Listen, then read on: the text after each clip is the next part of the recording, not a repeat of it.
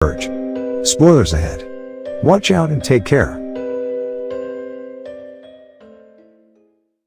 At the beginning of the movie, we see several clips of people killing and assaulting each other, and houses being burned.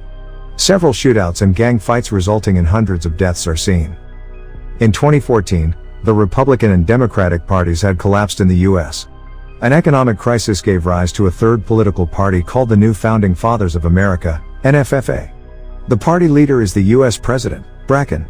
He and the others from his party formulated an extreme law called the Purge. Every once in a year, one night, for 12 hours straight, all crimes are legal and no emergency services will be available. People are allowed to release their inhibitions in any way they choose, including murder. It is now the year 2022. Because of the Purge, the United States has become virtually crime-free, and unemployment rates have dropped to 1%. It is the day of the Purge. James Sandin drives back to his home in a wealthy gated community to be safe during the night. He sees his neighbors place blue flowers in their front yard, to show their support to the purging system. James too has a blue flower, suggesting that he is a supporter of the Purge. James is planning to spend the night locked in with his wife Mary and their children, Zoe and Charlie. Zoe is in her room with her boyfriend Henry. James is not fond of their relationship, so Henry sneaks out of the house. As Henry sneaks out, the two see a neighbor sharpening a weapon for tonight. As Mary places the flowers in their yard, their obnoxious neighbor, Grace Farron, approaches her with some cookies. The two talk about the lockdown happening in an hour and go their separate ways. James' son, Charlie, is then seen playing with his creepy robotic toy, Timmy. Later that evening, the family happily has dinner together and goes to their study room to prepare for the Purge. First, James turns on the surveillance camera placed around the house. Then, he turns on the security system which brings down metal doors and windows, closing every possible opening in the house. Lastly, he brings out a gun from the safe for protection. Then the family sits down to watch the official initiation of the Purge on TV. It is announced that the Purge is fully in motion. Weapons of Class 4 or lower are now legal. However, all other weapons are restricted. Government officials of ranking 10 or above are immune to the Purge, so an attack on them is still considered illegal. After a siren blares, any and all crimes including murder will be legal for 12 continuous hours.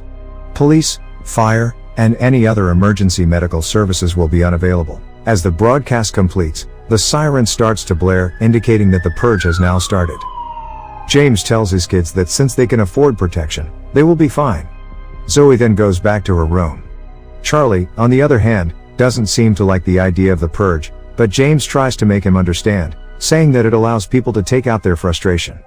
He too then goes to his room. Zoe hears a thud in her room and finds Henry, who had snuck in before the security system was engaged. Henry tells Zoe that he wants to talk to her father about their relationship. Since James cannot throw him out of the house during this time, he thinks it's the perfect time for him to convince her father. Everyone in the house relaxes, while Charlie plays with his robot Timmy. He moves Timmy around the house, surveilling everything through Timmy's camera. He sends Timmy to the study room and watches the surveillance footage. He sees a man running away from someone, and stand right in front of their house. Charlie runs to watch the surveillance footage from near, and sees a man begging for help outside their house. In order to help him, Charlie disarms the metal door. At the same time, Henry makes his way towards James' room to talk to him. Realizing that Charlie has disarmed the metal door, James runs to the study room and quickly puts the metal doors down again. However, the man gets in.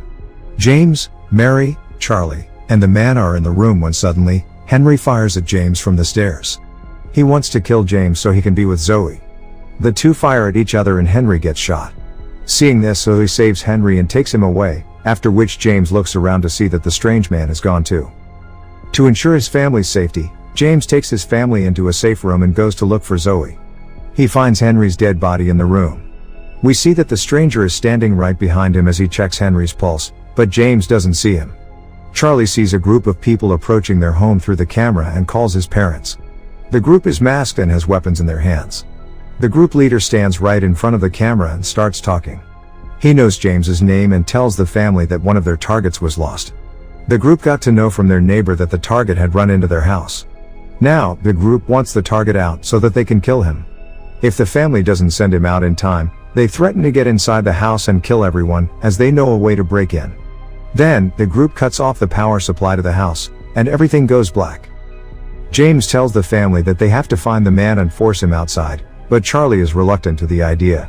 James and Mary go out to search for him. Charlie too looks for him with the help of Timmy, and finds him hiding behind the sofa in the living room. He blinks Timmy's light at the man and makes him follow it. Charlie is trying to help the man. He takes him to his room, where he has formed hiding in the closet. Timmy flashes his light at the hiding, and the man sees it. He finally goes inside it, after thanking Timmy. Just then, the Purger's leader calls James to the front door. The two talk through an opening, and James explains to him that they are not trying to save the stranger. The leader then shoots one of his own men to threaten James, while claiming that the group's equipment to break the door is arriving soon. James, fearing his family's safety, gets back to look for the stranger. He goes into Charlie's room and sees the stranger holding Zoe at gunpoint. As he threatens James, Mary comes behind him. James and the man get into a fight and James accidentally shoots him. He and Mary then tie the man to a chair. However, the man starts to fight back. James makes Mary pick on the stranger's wound so he would give up. Charlie watches all of this in horror. They prepare to give him to the gang, but realize that they would not be any better if they did. The stranger too offers James that he will go outside so that he can save his family. James realizes how wrong they are, and tells Mary that they will have to fight back and defend themselves. Just then, the Purger's equipment to open the doors and windows arrive. They attach huge chains to the doors and pull on them, finally breaking in. James hands Charlie a gun and tells him to hide in the basement. He forgets to untie the stranger in a hurry and gets ready to fight.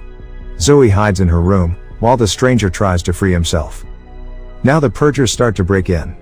One of them opens the main door for the leader, and he gets in with his gun. As they hide around the house, one Purger gets in through the basement door and attacks Charlie. As he is about to kill him, James shoots the man from behind. The group maniacally roams around the house. James fights and kills most of them, but the leader appears before him and stabs him. As James lays in the ground dying, the leader politely thanks him and kisses his forehead. The others start to destroy everything in the house. Charlie is in the study room, looking at the surveillance footage, when he sees two people approach the Purgers in their front yard and kill them. He notices that the people are their neighbors, Grace and her husband. Slowly, all the neighbors gather to help the Sandins. But at the same time, Mary is caught by two of the Purgers. The girl Purger tickles Mary as she begs for her life. Just when she is about to hit Mary with her machete, their neighbor, Mr. and Mrs. Halverson, shoot the two dead. Mary goes to help James, but before they can do anything, the leader walks into the room. He clocks his gun and thanks them for their sacrifice. Zoe suddenly appears and shoots the man dead before he can kill them. The family sits around James, crying as he dies when the neighbors arrive. Mary thanks them for their help, however, it turns out that the neighbors want to kill the Sandins themselves. They are jealous of James's money and want to purge themselves of the jealousy by killing the family. They then drag James's body to the other room and take the others hostage. Mary begs them to leave her kids and they tie all three of them with duct tape. The neighbors then hold each other's hand and thank the new founding fathers for providing them with this opportunity. They have always been jealous of Sandin's perfect family, and when the Purgers broke into the house today, they saw the opportunity. As they are about to harm the family, the stranger from earlier saves them. He shoots Mr. Halverson dead and holds Grace at gunpoint. The neighbors now stand in a line in front of them. Grace asks Mary to kill them and put an end to this. However, Mary has had enough of these killings. She tells everyone to stay there until 7 when the purge stops. A few minutes later, everyone is sitting at the dining table together in silence.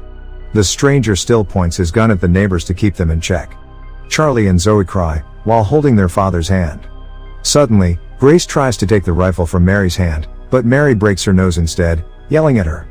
Finally, the sirens ring, indicating that the purge has completed. Mary tells everyone to get out of her house. The stranger too leaves at the end, after Mary thanks him for his help. The movie ends as the 3 surviving members of the family look at several dead bodies lying outside the house. A voice in the background narrates that this was the most successful purge to date. Other news reporters claim that the streets of Los Angeles are filled with dead bodies and the stock market has risen to its highest. In the end, a man says that he is no longer proud to be American, because both of his sons died in the purge. That was my recap for the movie The Purge.